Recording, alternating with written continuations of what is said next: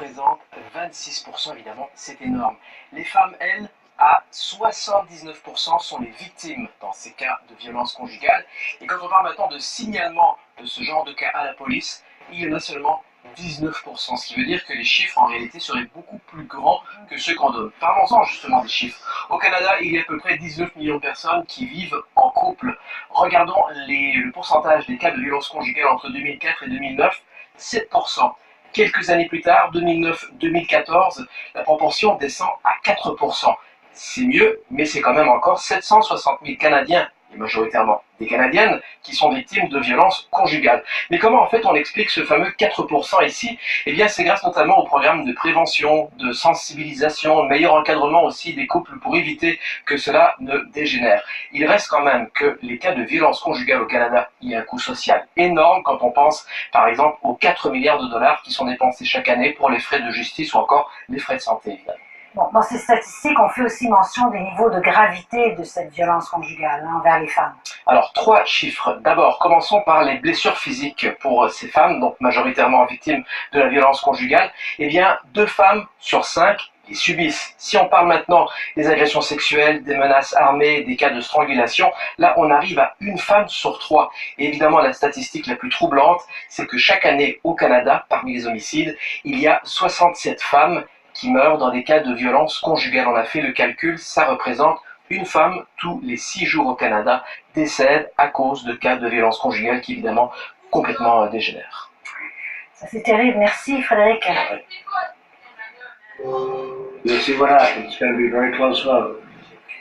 Le président américain Donald Trump qui parlait de ce vote important sur l'assurance santé qui n'a en fait toujours pas eu lieu ce soir.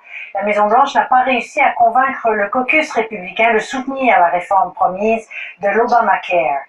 Christian, commençons par la joute politique, c'est l'impasse à l'heure où on se parle. Est-ce que le président va être capable de rallier les républicains les plus conservateurs? Ça ne sera pas facile, Céline, et la Maison-Blanche et le président Trump auraient déclaré ce soir que le temps des négociations était terminé et qu'il fallait passer d'une façon ou d'une autre au vote. Les républicains s'entre-déchirent sur cette réforme, sur le remplacement d'Obamacare depuis maintenant 6 ans.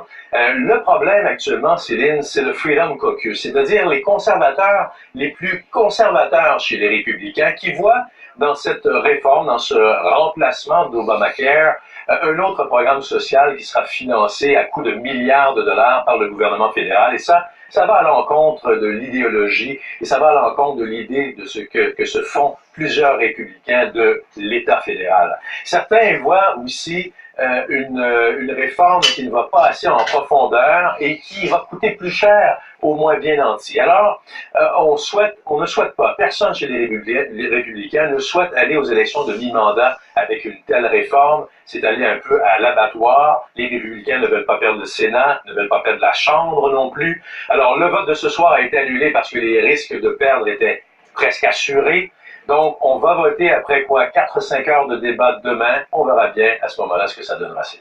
Mais Christian, c'est un test. Si Donald Trump n'y arrive pas, quelles vont être les conséquences pour lui, pour sa présidence? Elle pourrait être très importante, ces conséquences. C'est son premier test législatif. Lui qui se dit le maître de la négociation, visiblement, il n'a pas réussi à rallier tous les républicains à cette réforme qu'il appuie. D'ailleurs, le bureau du Congrès dit qu'il y a 24 millions d'Américains qui perdraient leur assurance sous cette réforme. Bon, on réussira à économiser à peu près 150 millions, mais je vous répète que les primes d'assurance augmenteraient surtout parmi les plus pauvres des Américains.